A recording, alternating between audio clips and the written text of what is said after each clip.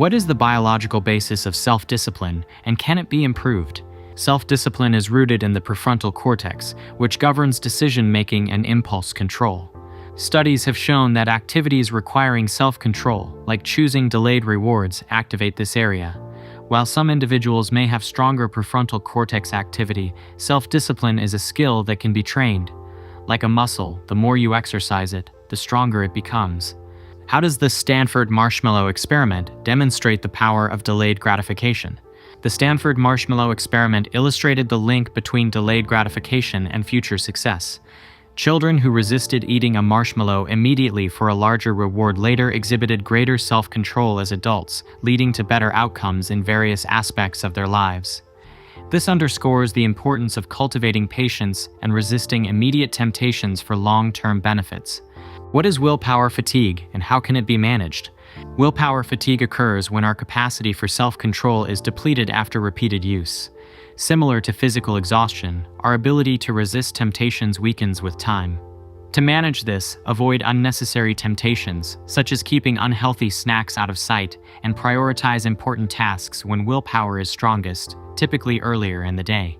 How does the status quo bias hinder personal growth, and how can it be overcome? The status quo bias is our tendency to favor familiar situations, even if they are no longer serving us. We resist change due to fear of loss, regret, or the unknown. To overcome this, engage in a thoughtful evaluation of your current situation, listing the advantages and disadvantages of both staying and making a change. Seek objective feedback and remember that growth often lies beyond our comfort zone.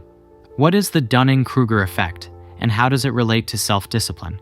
The Dunning-Kruger effect refers to the phenomenon where incompetent individuals overestimate their abilities, while highly skilled individuals tend to underestimate themselves.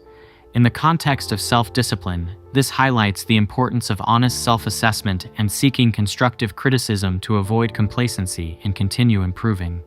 What are some essential daily habits to improve self-discipline? Establish a consistent morning routine.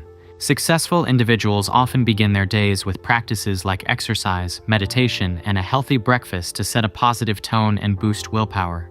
Prioritize a good night's sleep. Adequate sleep 7-8 hours is crucial for physical and mental recovery, enhancing decision-making and self-control. Practice gratitude. Cultivating gratitude strengthens self-control and promotes overall well-being. Regularly reflect on and appreciate the positive aspects of your life. Set daily goals.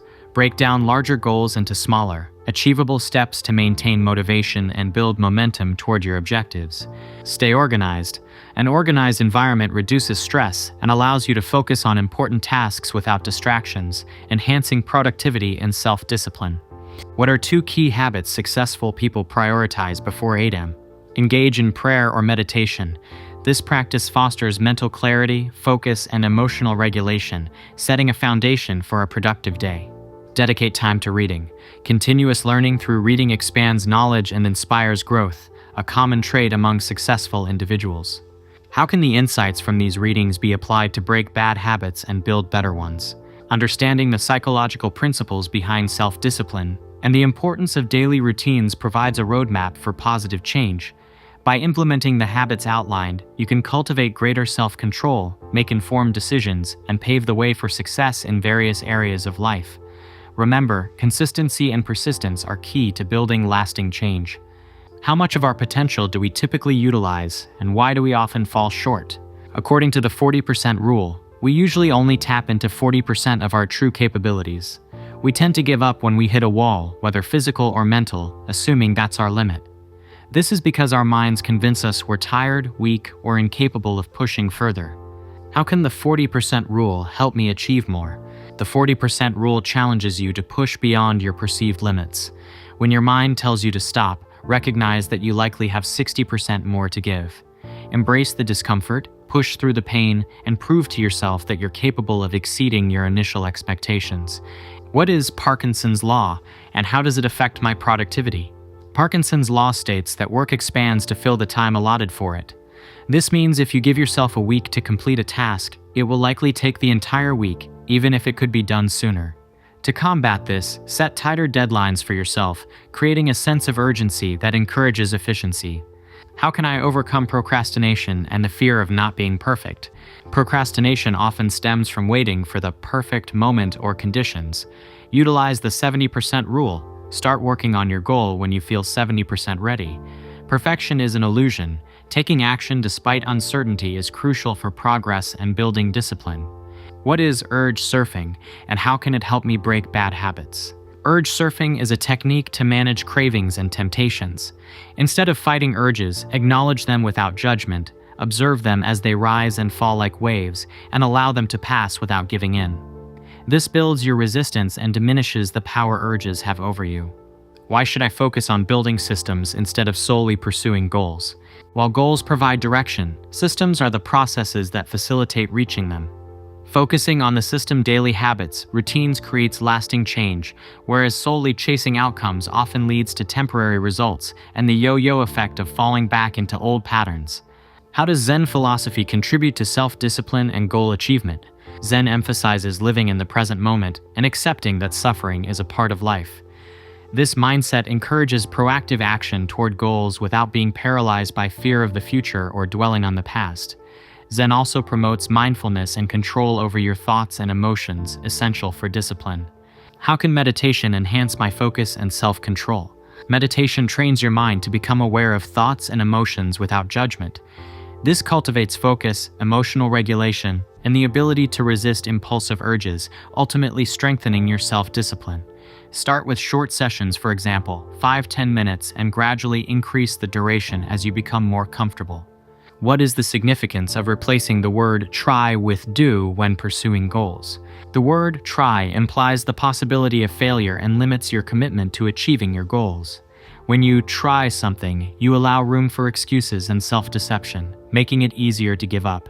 Conversely, replacing try with do fosters a mindset of decisiveness and accountability. By doing rather than trying, you establish a clear intention to take action and increase your chances of success. How can setting realistic goals and believing in yourself contribute to achieving goals? Setting realistic goals provides a sense of accomplishment and reinforces your belief in your abilities. Starting with small, achievable goals helps build confidence and momentum. Positive self-talk and visualization techniques further enhance self-belief. When you have faith in your capacity to achieve, you're more likely to persevere and overcome obstacles. What is the power of association, and how can it help in enjoying the process of achieving goals? The power of association, as demonstrated by Ivan Pavlov's experiment with dogs, suggests that pairing a challenging task with positive feelings can transform your perception of the task. By associating hard work with enjoyable experiences, such as listening to uplifting music or rewarding yourself after completing a task, you can rewire your brain to perceive the process as pleasurable rather than daunting. How can negative emotions, such as anger, envy, anxiety, sadness, and shame, be used to your advantage? Instead of suppressing or avoiding negative emotions, you can harness their energy to fuel your actions. Anger can be channeled into motivation for change, while envy can inspire you to work towards achieving what you desire. Anxiety can prompt proactive problem solving, and sadness can lead to self-reflection and prioritization. Addressing shame through open communication and self-compassion can liberate you from feelings of unworthiness. How do the Pareto Principle and Sturgeon's Law provide a helpful perspective on handling failure and maintaining self-discipline? The Pareto Principle 80-20 rule suggests that 80% of outcomes result from 20% of efforts. Sturgeon's Law states that 90% of everything is crud. These principles remind us that failure is a natural part of the process and that not all efforts will yield significant results. Embracing this reality allows you to focus on identifying and maximizing the 20% of actions that produce the most impactful outcomes. What are the signs of burnout and how can it be prevented? Burnout manifests as physical and mental exhaustion, low mood, difficulty concentrating, and a sense of hopelessness. To prevent burnout, prioritize self-care practices such as getting enough sleep, eating nutritiously, and engaging in relaxing activities. Learning to say no to excessive commitments and setting realistic work schedules can also prevent overwhelm and maintain a healthy work-life balance. What steps can be taken to recover from burnout? If you're experiencing burnout, the most crucial step is to take time off from work or other stressors to rest and recuperate. During your time off, reflect on the factors that contributed to your burnout and develop strategies to prevent it in the future. Consider seeking support from a therapist or counselor to help you manage stress and develop coping mechanisms. What is the importance of scheduling and how does it relate to avoiding burnout? Scheduling involves creating a realistic plan for completing tasks and projects, allocating sufficient time for each activity, and anticipating potential challenges. Effective scheduling helps prevent backlogs, reduces stress, and promotes a sense of control over your workload, contributing to a more sustainable and fulfilling work experience.